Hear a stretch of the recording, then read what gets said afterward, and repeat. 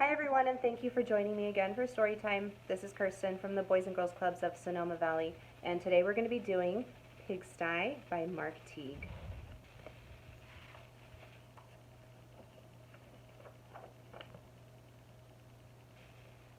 Monday afternoon, Wendell Foltz's mother told him to clean his room. "It's turning into a pigsty," she said.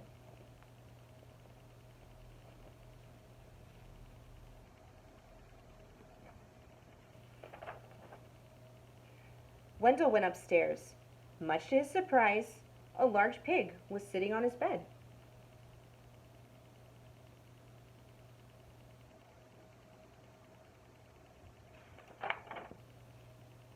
"Pardon me," said Wendell. He shoved some toys into his closet, but the pig didn't seem to mind the mess, and Wendell found that he didn't mind the pig either. He decided to take a break.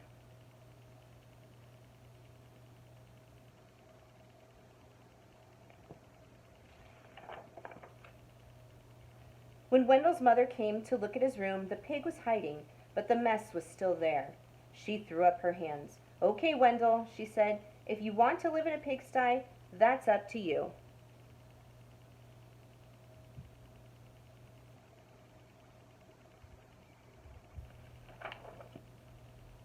Wendell could hardly believe his luck. "Now I can live however I want." He didn't even worry when he came home on Tuesday and found a second pig in his room. The mess had grown a bit worse, but he was able to jam most of it under his bed. "Pigs are all right," he said, "as long as it's only one or two."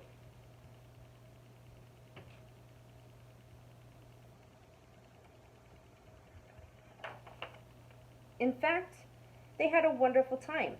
They played Monopoly until late each night and left the pieces lying all over the floor.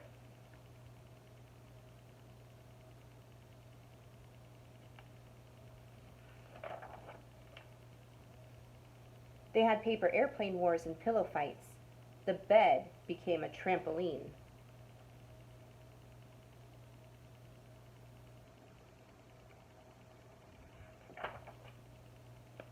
Then two more pigs showed up.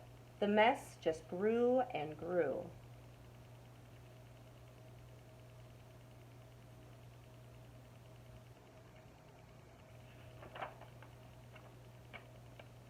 That night, when Wendell went to bed, the pigs were lying everywhere. They had rolled up in his blankets and hogged his pillows, too. Wendell told himself he didn't mind, but then he found hoofprints on his comic books.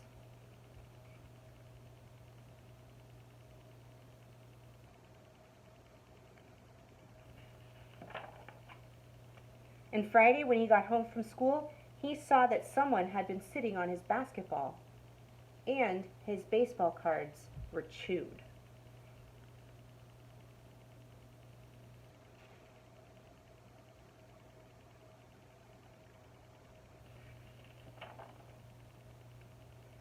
"That does it," said Wendell. "I've had enough." He ran downstairs to tell his mother. "Sorry," she said, "but your room is your responsibility." She handed him a broom.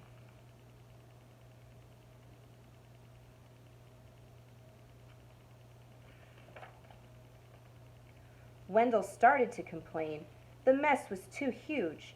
But suddenly he remembered a saying he'd heard, that many hooves make light work. He marched upstairs and organized a cleaning crew.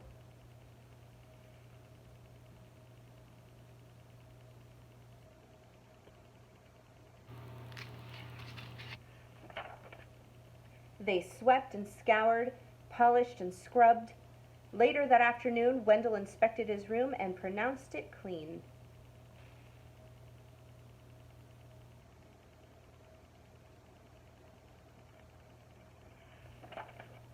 In fact, it was a bit too clean, from a pig's point of view. So while Wendell inspected, the pigs prepared to go home. One of them made a phone call, and a farm truck came to pick them up.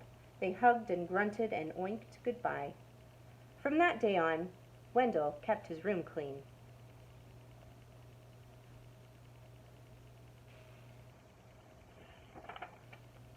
Except for those nights when his friends came by to play Monopoly.